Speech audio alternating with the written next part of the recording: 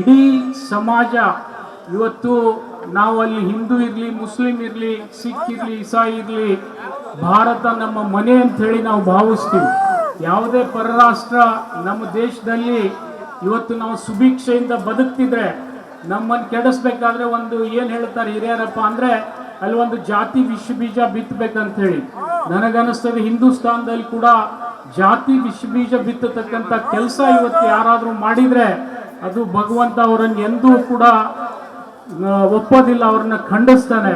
ಅಂಥ ಕೆಲಸ ಇವತ್ತು ಎಲ್ಲರೂ ತಿಳ್ಕೊಂಡು ನಾನು ಇವತ್ತು ನಿಮ್ಮಲ್ಲಿ ವಿನಂತಿ ಮಾಡ್ತೀನಿ, ಕಾಶ್ಮೀರದ ಘಟನೆಯನ್ನು ನಾವು ಎಲ್ಲರೂ ಕೂಡ ಖಂಡಿಸಬೇಕು. ಯಾರು ಉಗ್ರವಾದಿಗಳಿದ್ದಾರೆ ಅವರಿಗೆ ನಿರ್ದಾಕ್ಷಿಣ್ಯವಾಗಿ ಕ್ರಮ ಕೈಗೊಳ್ಳಿ. ಅದರಲ್ಲಿ ಯಾವುದೇ ಪಕ್ಷ ಅಲ್ಲ, ಇಡೀ ಹಿಂದೂಸ್ತಾನ ಸರ್ಕಾರದ ಜೊತೆ ಇರ್ತದೆ ಅನ್ನತಕ್ಕಂಥ ಮಾತನ್ನು ಈ ವೇದಿಕೆ ಮುಖಾಂತರ ಹೇಳಿ ಕೊನೆಯದಾಗಿ ನಾನು ಒಂದೇ ವಿನಂತಿ ಮಾಡ್ಕೊಳ್ಳೋದೇನಪ್ಪ ಅಂದರೆ, ಯಾರು ಭಗವಂತನ ಬಗ್ಗೆ ರಾಜಕಾರಣದ ಹಿತದೃಷ್ಟಿಯಿಂದ ಮಾತನಾಡ್ತಾರೆ ಅಂಥವ್ರ ಮೇಲೆ ಕಾನೂನಿನ ಕ್ರಮ ತೆಗೆದುಕೊಳ್ಬೇಕಂತಕ್ಕಂಥ ಅಧಿಕಾರ ಸರ್ಕಾರಕ್ಕಿದೆ. ಆ ಮಾತನ್ನು ಒಬ್ಬರು ಮೌಲಾನ ಹೇಳಿದರು, ಕಾಂಗ್ರೆಸ್ಸಿಗೆ ನಾವೆಲ್ಲ ನಿಮ್ಗಿಷ್ಟು ಶಕ್ತಿ ತುಂಬಿದ ಮೇಲೂ ಸರ್ಕಾರ ಮೌನವಾಗಿದೆ ಅಂತೇಳಿ. ಖಂಡಿತ ನಿಮ್ಮ ಜೊತೆ ಸರ್ಕಾರ ಇರ್ತದೆ, ಯಾರೂ ಕೂಡ ಸರ್ಕಾರದ ಪ್ರತಿನಿಧಿ ಅವ್ರ ಜೊತೆ ಇರುವುದಿಲ್ಲ ಅನ್ನತಕ್ಕಂಥ ಮಾತನ್ನು ಈ ಸಂದರ್ಭದಲ್ಲಿ ನಾನು ಹೇಳಲಿಕ್ಕೆ ಇಚ್ಛೆ ಪಡ್ತಾ ಇದ್ದೀನಿ.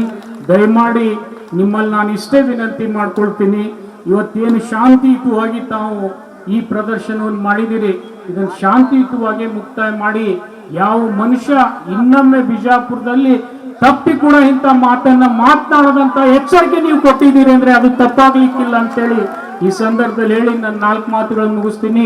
ಜೈ ಹಿಂದ್, ಜೈ ಕರ್ನಾಟಕ.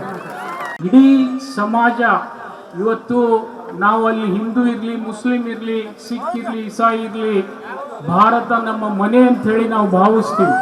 ಯಾವುದೇ ಪರರಾಷ್ಟ್ರ ನಮ್ಮ ದೇಶದಲ್ಲಿ ಇವತ್ತು ನಾವು ಸುಭಿಕ್ಷೆಯಿಂದ ಬದುಕ್ತಿದ್ರೆ ನಮ್ಮನ್ನು ಕೆಡಿಸ್ಬೇಕಾದ್ರೆ ಒಂದು ಏನು ಹೇಳ್ತಾರೆ ಹಿರಿಯರಪ್ಪ ಅಂದರೆ ಅಲ್ಲಿ ಒಂದು ಜಾತಿ ವಿಷ ಬೀಜ ಬಿತ್ತಬೇಕಂತ ಹೇಳಿ.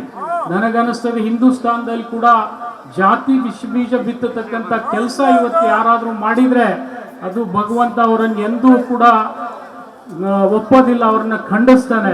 ಅಂಥ ಕೆಲಸ ಇವತ್ತು ಎಲ್ಲರೂ ತಿಳ್ಕೊಂಡು ನಾನು ಇವತ್ತು ನಿಮ್ಮಲ್ಲಿ ವಿನಂತಿ ಮಾಡ್ತೀನಿ, ಕಾಶ್ಮೀರದ ಘಟನೆಯನ್ನು ನಾವು ಎಲ್ಲರೂ ಕೂಡ ಖಂಡಿಸಬೇಕು. ಯಾರು ಉಗ್ರವಾದಿಗಳಿದ್ದಾರೆ ಅವರಿಗೆ ನಿರ್ದಾಕ್ಷಿಣ್ಯವಾಗಿ ಕ್ರಮ ಕೈಗೊಳ್ಳಿ. ಅದರಲ್ಲಿ ಯಾವುದೇ ಪಕ್ಷ ಅಲ್ಲ, ಇಡೀ ಹಿಂದೂಸ್ತಾನ ಸರ್ಕಾರದ ಜೊತೆ ಇರ್ತದೆ ಅನ್ನತಕ್ಕಂಥ ಮಾತನ್ನು ಈ ವೇದಿಕೆ ಮುಖಾಂತರ ಹೇಳಿ ಕೊನೆಯದಾಗಿ ನಾನು ಒಂದೇ ವಿನಂತಿ ಮಾಡ್ಕೊಳ್ಳೋದೇನಪ್ಪ ಅಂದರೆ, ಯಾರು ಭಗವಂತನ ಬಗ್ಗೆ ರಾಜಕಾರಣದ ಹಿತದೃಷ್ಟಿಯಿಂದ ಮಾತನಾಡ್ತಾರೆ ಅಂಥವ್ರ ಮೇಲೆ ಕಾನೂನಿನ ಕ್ರಮ ತೆಗೆದುಕೊಳ್ಬೇಕಂತಕ್ಕಂಥ ಅಧಿಕಾರ ಸರ್ಕಾರಕ್ಕಿದೆ. ಆ ಮಾತನ್ನು ಒಬ್ಬರು ಮೌಲಾನ ಹೇಳಿದರು, ಕಾಂಗ್ರೆಸ್ಸಿಗೆ ನಾವೆಲ್ಲ ನಿಮ್ಗಿಷ್ಟು ಶಕ್ತಿ ತುಂಬಿದ ಮೇಲೂ ಸರ್ಕಾರ ಮೌನವಾಗಿದೆ ಅಂತೇಳಿ. ಖಂಡಿತ ನಿಮ್ಮ ಜೊತೆ ಸರ್ಕಾರ ಇರ್ತದೆ, ಯಾರೂ ಕೂಡ ಸರ್ಕಾರದ ಪ್ರತಿನಿಧಿ ಅವ್ರ ಜೊತೆ ಇರುವುದಿಲ್ಲ ಅನ್ನತಕ್ಕಂಥ ಮಾತನ್ನು ಈ ಸಂದರ್ಭದಲ್ಲಿ ನಾನು ಹೇಳಲಿಕ್ಕೆ ಇಚ್ಛೆ ಪಡ್ತಾ ಇದ್ದೀನಿ.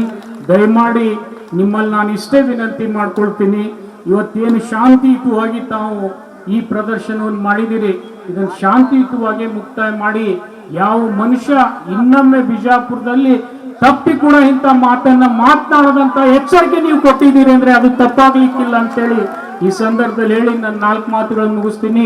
ಜೈ ಹಿಂದ್, ಜೈ ಕರ್ನಾಟಕ.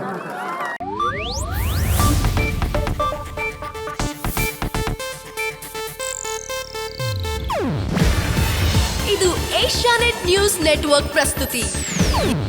ನೀವು ನೋಡ್ತಿದ್ದೀರಾ ಏಷ್ಯಾನೆಟ್ ಸುವರ್ಣ ನ್ಯೂಸ್.